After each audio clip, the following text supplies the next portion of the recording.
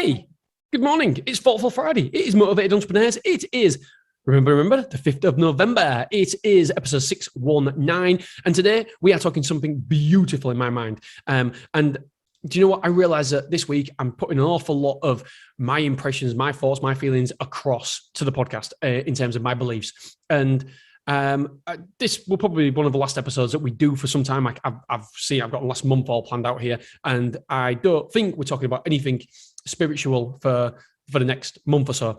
But there's so many. If you actually look now about scientific facts about near-death experiences and what happens to the brain in a near-death experience, what people see and what people have come back with, there is an awful lot of evidence that is now stacking up to actually saying that there is something extra, there is something after this life. And so many people, the people who are atheists and not in that camp, are saying, yeah, but it's the chemicals in the brain, it's a pain management that they're being given patients, and that's why they're seeing these hallucinations, and that's why that they're having these experiences. And now there's been so many papers that it's now debunks that it's not the case. Anyway, what I want to talk to you about is Steve Jobs' last words. And if we remember his last words, he simply says, "Oh wow, oh wow, oh wow." I mean, that was his last words. He knew he was dying. Steve Jobs, by the way, founder of Apple, an amazing human being, whether you think he treated his employees right or wrong, or how I mean, apparently he mellowed out a little bit. He didn't suffer fools easily. But that's nothing to do with this podcast episode. But he was dying for some time. He knew he was dying. And his last words, he was surrounded in, I mean, what a way to go. You're surrounded in your bed by your family. I mean, that's all we ever want, isn't it? That's all of us want. Incredible way to go. And his last words were, it was blissful. It was literally blissful. And that for me is inspiring. And it's also, it's not fundamental to my beliefs or anything like that, but it's just nice to have that. It's almost making my beliefs more credible, I suppose. And his last words were, "Oh, wow, oh, wow, oh, wow." And I've just put a note here. There is more than we realize this existence. No fear.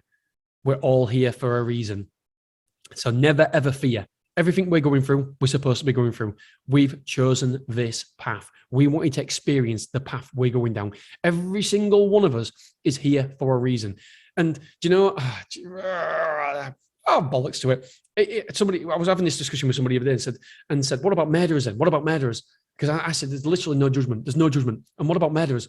I'm saying, well, do you know what? Murderers, their soul have come in their body, knowing full well that they need to do these horrendous, horrific acts. Because there is some people out there who do horrendous, horrific acts, but there's always a reason for it. Whether it's be to them so they can learn, they can experience what it feels like, or whether it's to impact the people around them. Because sometimes negative impacts, sometimes it's not always negative, yes, but there's also a lot of positives that can be taken, like Lazo. I mean, I know I'm considering Lazo, comparing Lazo to murder, but my experience at Lazo, it was literally, I was going to kill myself. I was that unhappy. I felt that much of a failure. I felt like I let my family down, myself down, and my wife down, my mum, dad, everybody, and my kids down. And I was going to kill myself. But it turns out to be the most blissful experience. And I'm not saying that murder is a blissful experience. Obviously, it's not. But what I'm saying is that the souls surrounded by that murder, who were impacted by that murder, had something to learn, something to experience, something that they wanted to experience. And so for me, I don't think we've ever got anything to fear, because we're all here for a reason. We all have soul contracts, and we all are experiencing life that we have designed it for ourselves. And so Steve Jobs' last words, "Oh wow, oh wow, oh wow." For me, it gives me more belief that there is more than we realize, and more than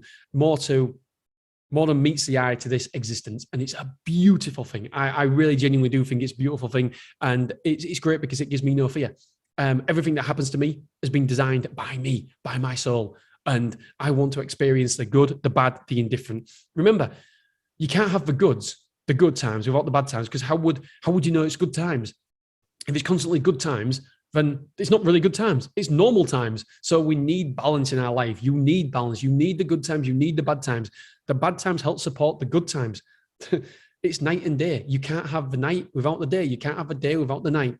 So, my friends, even if you're going through a bad time right now, there is something you can learn from it, something you need to experience through this time that you are experiencing right now. All right, my friends, I don't know why I pumped my fist then, but tomorrow we are talking about creating your own nemesis. It's a book from John Wildley. And so we'll talk tomorrow. All right, guys, girls, love you, appreciate you, and I will see you tomorrow. Bye-bye.